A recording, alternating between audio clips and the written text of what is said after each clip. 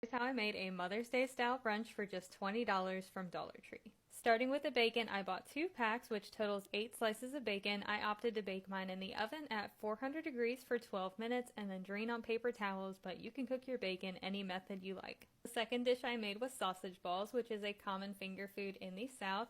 I mixed a packet of cheddar garlic biscuit mix with a bag of shredded cheddar cheese and a log of uncooked breakfast sausage.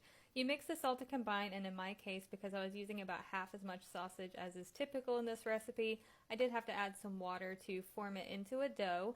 And then you roll it into 1-inch balls and you bake this at 400 degrees for 12 to 15 minutes until brown. The third dish was my main course, which was lemon blueberry waffles. I took a bag of frozen blueberries that had been thawed and rinsed. I checked them for stems, and then I tossed them in a small amount of dry pancake mix. This is to coat the outside of them so they don't just sink to the bottom once they're mixed into the batter. The remainder of the pancake mix I mixed according to the package instructions. I added 2 tablespoons of oil since I was making waffles with those, and then I added 4 packets of my true lemon. This is dehydrated crystallized lemon, and mix that all to combine, and then I folded in my blueberries. I actually divided this mix and made some of them into muffins. That way we got a little bit more variety even using these same ingredients. The remainder of it I made into waffles and was able to make 12 waffles and 6 muffins.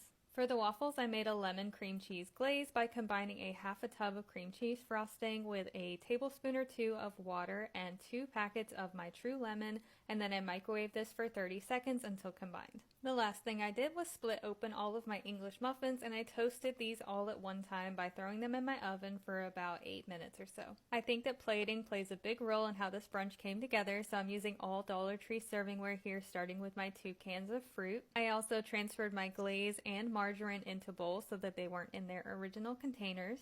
In this oval serving platter, I added my pecan twirls, my sausage balls, and my slices of bacon. I lined up my toasted English muffins on this silver rectangular serving platter. And then my final serving platter was for the muffins and the waffles. This brunch would feed about 4 people, and several of the items would have leftovers like the English muffins and the waffles for people to go back and get seconds.